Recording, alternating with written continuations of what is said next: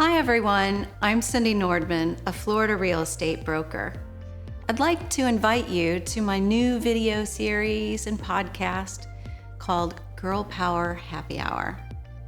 In my line of business, I meet a lot of very interesting people and especially some fascinating women. So I typically host a happy hour that I have named Girl Power Happy Hour.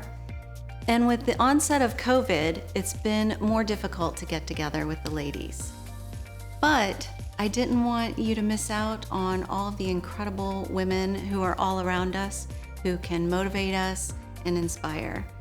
So grab a cocktail or a coffee and come check out Girl Power Happy Hour.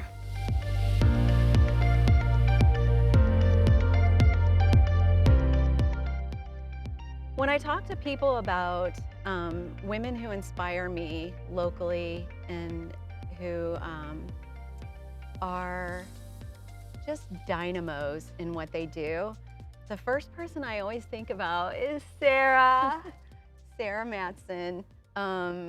She's a young woman who has accomplished so much. And it's funny because people who accomplish a lot really don't think that they're that great. When I brag about her and introduce her to everyone, you can see her kind of turn red.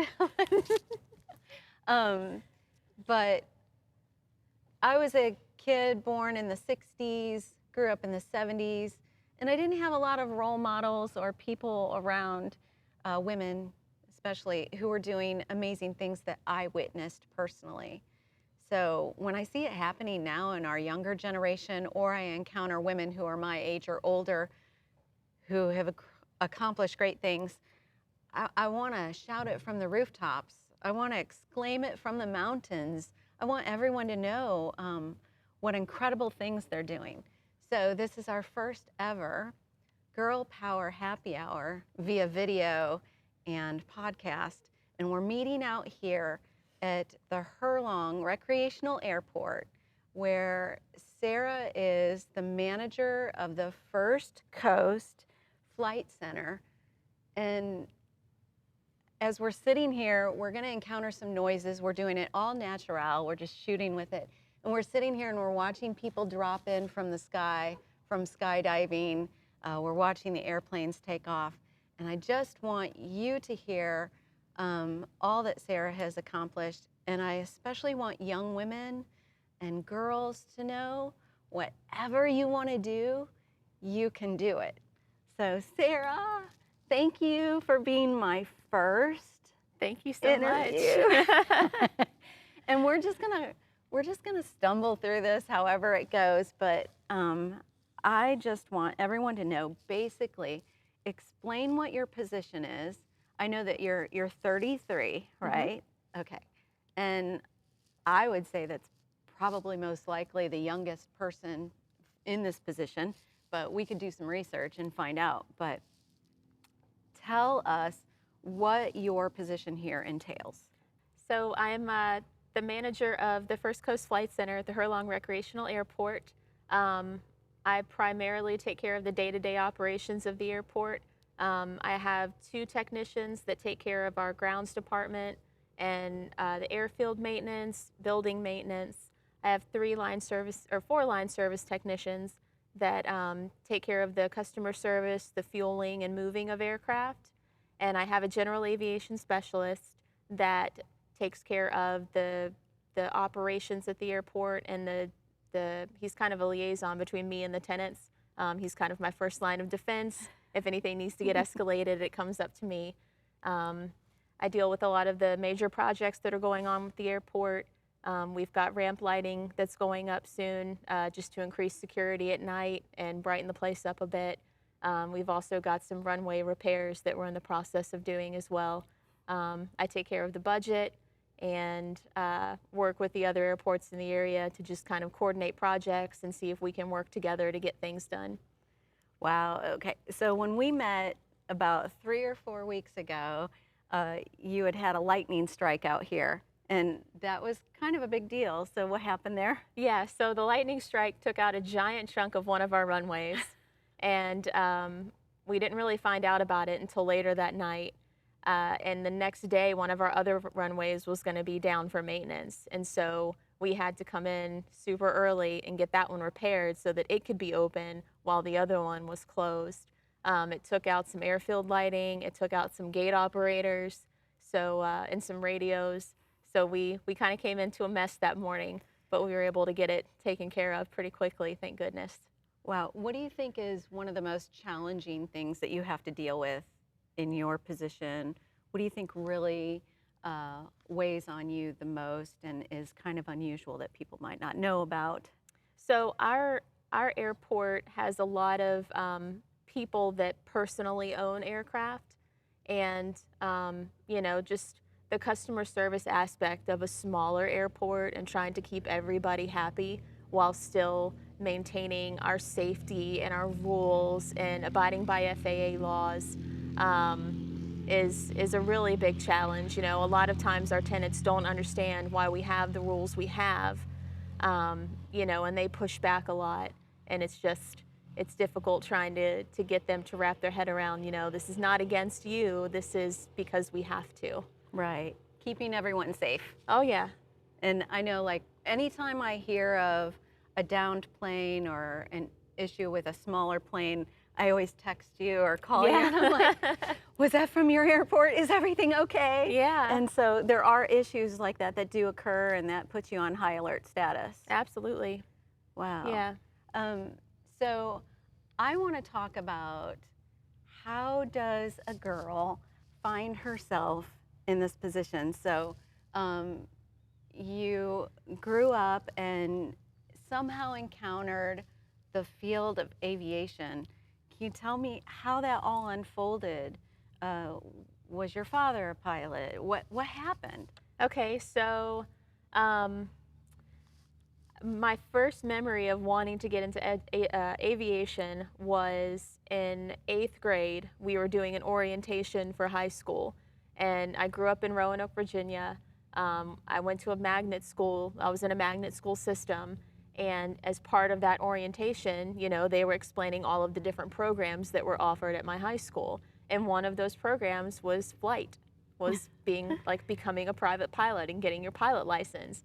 And I mean, who wouldn't want to do that? And so both of my parents were there, and I kind of looked at them as soon as that happened, and they were like, sure. And so my freshman year, I went through the required ground school, and then from there...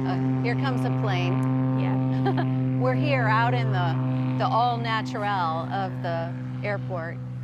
Yeah. So from the after the ground school, you know, I started going to the airport, and the airport was only 5 minutes around the corner from my high school. And actually, when I started my flight training, my instructor had to come pick me up because I didn't even have a driver's license yet. Oh my gosh. Okay. So when you went to that initial orientation, were there a lot of girls that were interested in that field? No. No, I think that I was the only girl in that program. So it was very unusual. Yeah. But you really thought that was the way you wanted to go. But there had been a bit of a precursor to that, right? Because your dad had like shown you some stuff that most girls don't get access to. Oh yeah. So growing up, I was a total daddy's girl. I lived in his garage with him, and you know, we went to car shows and motorcycle shows, and he's always had a classic car, and I've always been in the garage tinkering around with him with that car. So you know, and just spending that kind of time around the motors and all of the adrenaline that comes with all of that stuff, and that's kind of made me into an adrenaline junkie, and why I enjoy and why I feel like I can do all of these things, you know, just because it was never something odd or different, you know. And you have interests that aren't just hovering around aviation. Since you did start out in a garage as a young girl, tinkering and learning things, we have pictures that we're going to splice in of you on your motorcycle. The first time I met you, I will never forget it. So we were going to meet at a Starbucks, I'm there. I've got my laptop set up, ready to talk to you. And you pulled up in this giant SUV with a snorkel on the front. What is that vehicle? What is The it? Xterra. Yeah. And all the men that were sitting around there, like stopped and took notice and looked. And then you got out of the vehicle in your little skirt and your high heels, and you got out and you went around the other side of the vehicle and pulled your little girl out of her car seat. And as you were walking in, I think one of the men said, "Is that your husband?" Vehicle, nice truck.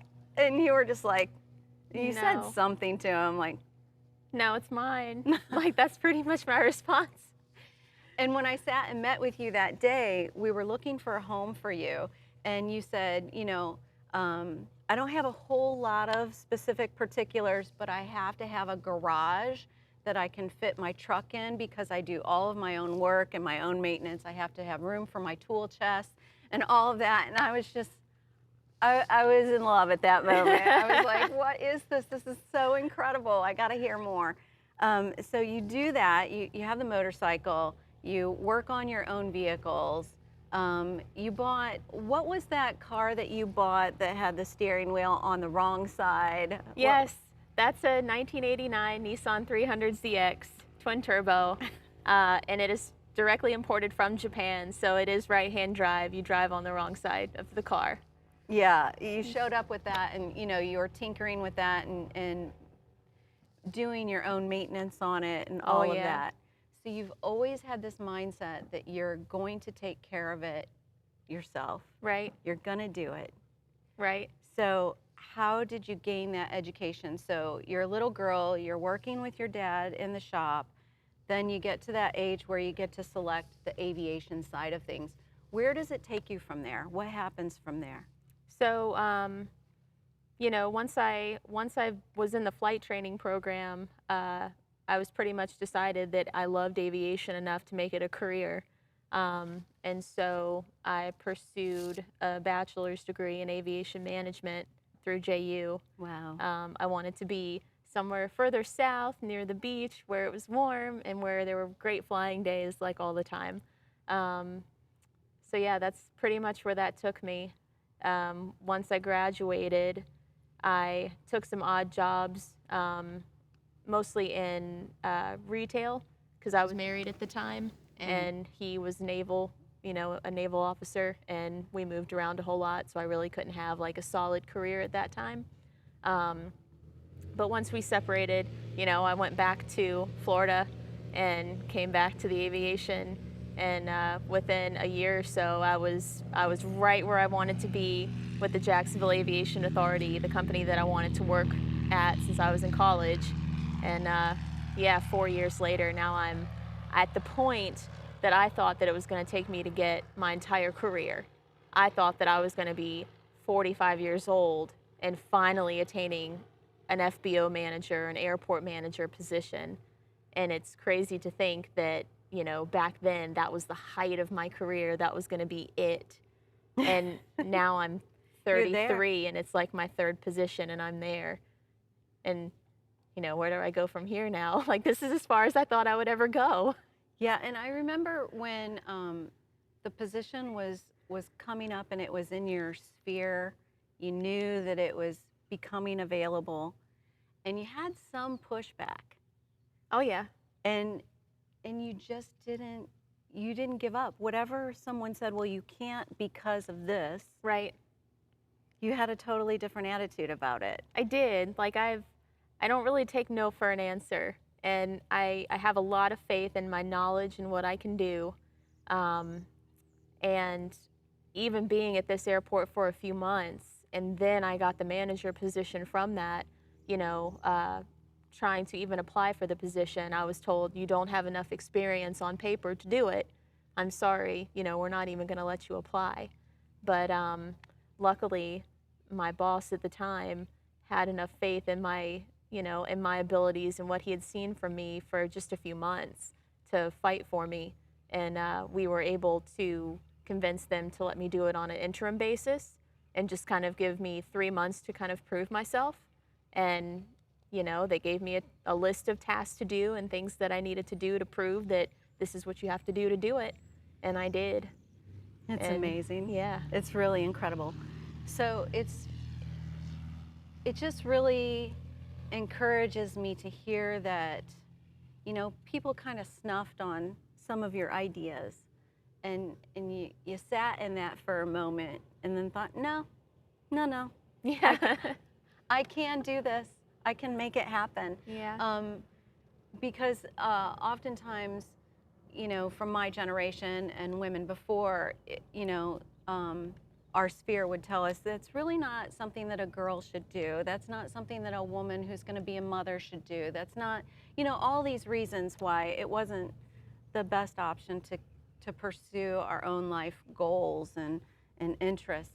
And you just didn't have that. So tell me what happened in your upbringing that you think flipped the switch there so that you didn't think like I did. So, growing up, as I said, I was in the garage constantly with my father. So there was never a girls can't do this, girls can't do that. You shouldn't do this because you're a girl. He just never said that. It was never. It was you can do anything. You can do anything you want to do. And I remember my dad telling me when I was in college, he was like, just get that degree. You can go work at a car wash for all I care, but as long as you get that degree, you'll have it and you can do anything that you want after that. You are capable of anything. And so, growing up, that was what I learned. That is how I was told, I can do anything that I want to do. So there's a power in a dad. Oh, yeah. There's big power in dads. Oh, yeah. Moms have a lot of power too, where it's like, but both parents are so influential. They are. Both of my parents were very, very positive and very motivational for me. But I think, me being a daddy's girl and being so hands-on with everything that he did, and he was in the engine bay of a car and I was right there, with whatever little plastic tools I probably had at the time. But yeah, that was it. I was always, encouraged to just do, if I wanted to do it, go ahead. And so now you're doing this with Olive, who's Oh, yeah. 8. She is so darling. So we'll splice in a photo there too. I think it's like of her in some little pink frilly something under a vehicle with, Oh, yeah. with a tool. Oh, yeah. So tell me how that's going. So again, with her, it's whatever you want to do, let's give it a try. Fortunately, she is a little bit like me in the sense that she will come out of the house in a dress and a tiara and jewelry and a purse, but in that purse there's Hot Wheels cars. So I don't discourage anything. There's no a girl can't do this, a girl can't do that. I really enjoy her helping me with the vehicles. If she shows any kind of interest at all, I'm like, yes, let's do it. What do you want to know? She's wanted to ride a motorcycle for a while, so I finally took on a ride on a motorcycle, and that was an awesome day. We went and played putt-putt and got some ice cream, and, the first motorcycle ride was a raving success. I remember her, gosh, she was barely able to talk, and, we were leaving traffic lights. We were at the front of a traffic light taking off, and she'd go, go, Mom, you're beating them. Go faster, you're beating them. And so I don't know where she got that from. But Yeah, you go pretty fast. yeah, she's kind of an adrenaline junkie, too. I'm a little bit scared of what she's going to turn into. So I know that you want to be a role model for her in showing her that she can be whatever she wants to be.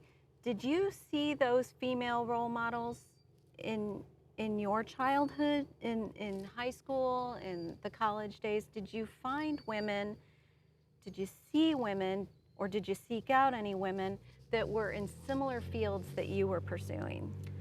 So, no, my parents pretty much instilled that confidence in me from a very early age. In college, there were other girls in the flight program with me, but they were pretty much doing the exact same thing that I was doing. And the industry that I've chosen is an industry full of men. I do remember that there was a director of the Cecil Airport that was a retired naval air traffic controller, I think. And I did reach out to her on numerous occasions trying to connect and kind of get my foot in the door with the aviation authority. That really didn't go very far. But yeah, I mean, I just, I do what I like. And But now you are taking on a mentorship role. oh my goodness, yeah. Now, I fell into that. so you are now heading your daughter's Girl Scout troop, right? Right. Okay, so tell us what you hope to instill in the young girls that you're now working with. Yeah, so now I'm the leader of my daughter's Girl Scout troop. Fortunately, a lot of the other moms are also very independent women that are very, pro girl, pro woman. That's what the whole Girl Scout is about, Right. empowering women, empowering young girls.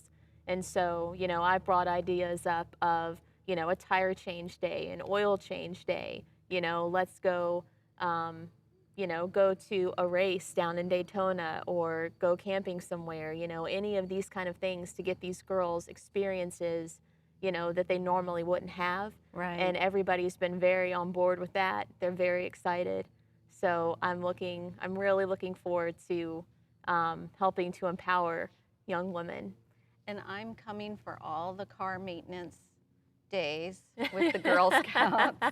There's a whole generation of kids, a lot of them, that don't know how to take care of cars, whether they're boys or girls. We have a generation growing up that really doesn't have a hands-on approach to those things. Right.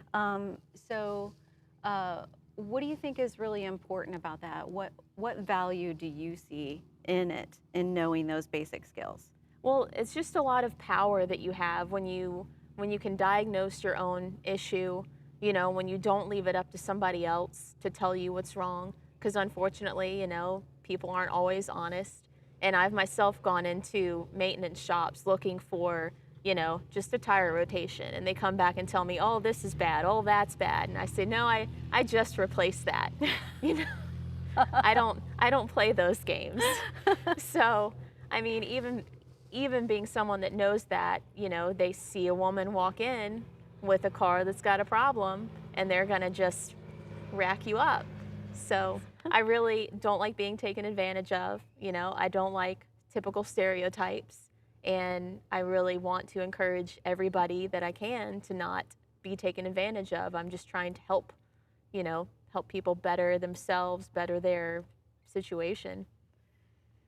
And so, where do you think this is leading for you in the future? Do you see yourself ever taking a position where you might purposefully look out to speak to and motivate young women in these unusual fields? That's a thought. I mean, like you said to begin, I don't really know how, you don't see yourself as special. Yeah, I don't see anything that I do is just above and beyond. Everybody needs to know, all of these things. So, I mean, it would be great. It would really be great to be able to do like some workshops or something like that to try to help, help more people, more women and men. I mean, there's plenty of men that get taken advantage of in situations like that too. So I'd be more than happy to try to talk to people and empower anybody that I can. You have a lot of interesting hobbies as well, and there's a picture of you with your knee like this close to the ground on a corner. And tell me, okay, you're interested in aviation, you pursue that as a young person. How does the motorcycle thing happen? So being an adrenaline junkie and being a college student, I started riding at 21 years old. I bought my first motorcycle. I started riding in my neighborhood, and it was mainly because I thought hot guys rode motorcycles, and I was single. I wanted to meet hot guys, so I was like, all right, I'll get a bike and let's see how this goes. I ended up loving motorcycles way more than any guy, and got way more into it than I expected.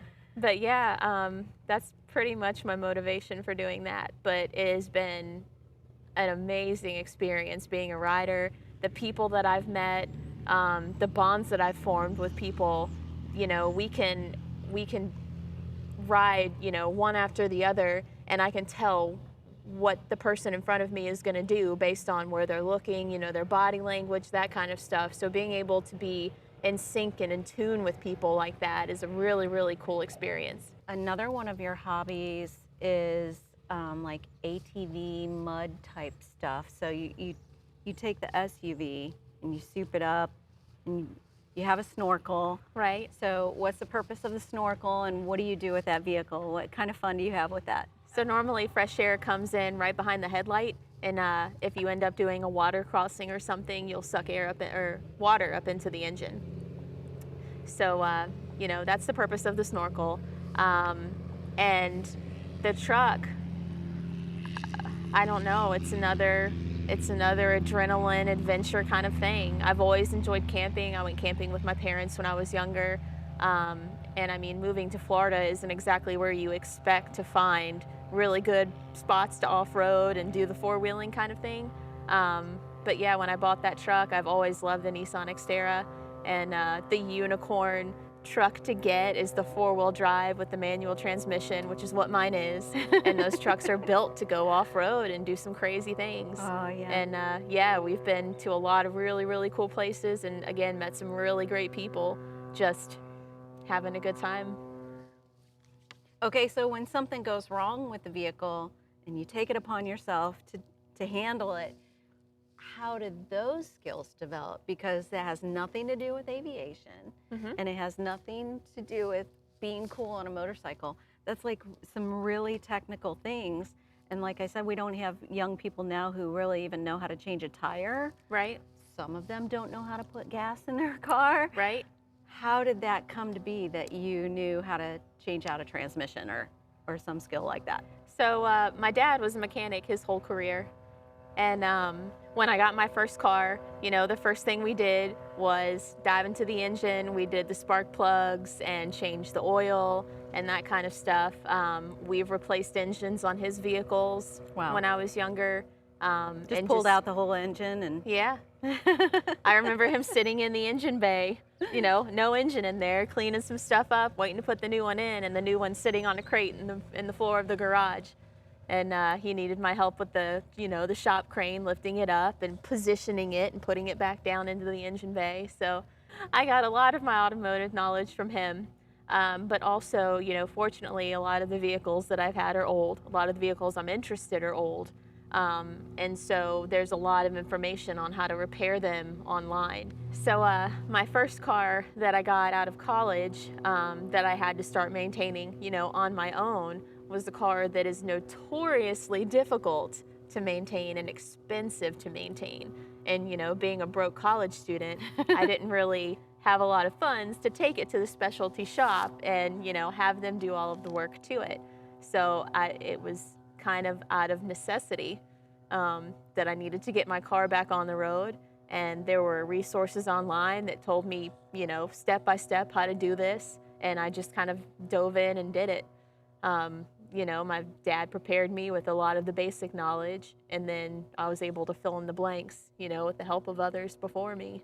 That's so great. And so now you have your daughter out in the shop learning some basic skills. Yeah. And do you think that it comes naturally to her as well? Or do you think she's leaning in a different direction? What do you think? She's very artsy naturally, but she does have a lot of natural ability with mechanic type of stuff. I've only had to tell her 1 or 2 times, lefty loosey, righty tighty, and we'll go, I'll give her a wrench and ask her, can you take this off? Can you do this? Can you do that? And she knows if I'm taking it off, I'm turning it left. And she's helped me work on multiple cars, my motorcycle. She's helped me prep it for a track day, changing oil, changing spark plugs, doing that kind of stuff. And also, I was very proud of her the other day. So I have this little pickup truck that I'm restoring, and we were bleeding the brakes on it. And I had her sitting in the cab, pressing on the brakes so that I can, release the air out of the lines. And so she's got her right foot on the brake, and she's pumping it and doing everything. And I said, okay, we need to move to the clutch now. And normally when you're driving a manual transmission, your right foot has your gas and your brake, and your left foot is your clutch foot. Right. And so I told her, let's move to this pedal over here. And she picks her left foot up and puts it on the clutch. And I was like, yes, she knows. I didn't even have to tell her. And she knew exactly what foot was supposed to go on the clutch. And so she was able to, pump the clutch and help me bleed that. And so I was very, very proud. So she's watching, like, Oh, yeah. all the time, how you're doing things, how you're driving. Oh, yeah. How you're repairing things. She does. It's so cool. It's so great. I love it. It's great quality time. And then I know that she's learning things that's going to help her in the future. So wow. I enjoy it. That being said, what would you say to young girls, young women who maybe don't know about this aviation field, who maybe don't think a mechanical position is something that they're really being shown? Right. What would you say to young people if you had the opportunity and you were able to stand in front of a group of girls or boys or all of them? Right. So, I mean, I feel like your mind is it could be your biggest motivator or your biggest, Hindrance? yeah, your biggest hindrance. Yeah. So, positive self-talk, you can do whatever you want to do if you put your mind to it. I've let my mind down me for a minute, but like you said, I only let it keep me down for a minute, and then I say, no, I can do it, and turn it around and make it happen. And so you can do anything you put your mind to. You just have to believe in yourself, and you have to want it. I mean, if you're trying to force a career or force a path, it's not going to work. If you truly, truly want something, you can make it happen. Wow. And also, along that line, I'm really interested to know what you would say to your younger self, because you know the doubts and the feelings that you had. Now that you're older, what would you say to, say, the 16-year-old you and the college age you? What would you say? Let's see. I'm really happy with where I've been in my life so far. I really haven't let many chances pass me by. So my only advice is just keep doing what you're doing, because I really don't think I've missed out on anything. And I feel like, the few moments of doubt that I've had, I've been able to snap out of them pretty quickly and keep pushing forward to my goal. My biggest piece of advice would be to keep your goal in mind. I let relationships and marriage take me off of that path, and realistically, I'm probably 7 to 10 years behind where I want to be now because of that. But I mean, I have an awesome daughter out of it, and I've got some really great life experiences in between. So I really don't think I would change anything, honestly. I think that's great. Sarah, I want to thank you so much for being my very Absolutely. first interview on Girl Power Happy Hour. Yeah, thank you so and much. I will continue to embarrass you every time I introduce you to fine. everyone new. Yeah, you have encouraged me. You have given me hope for women and everything that young girls can be today. So I want to thank you for that. Thank you. So this has been Girl Power Happy Hour, and I hope that you will join us for our next inspiring conversation with women doing amazing things.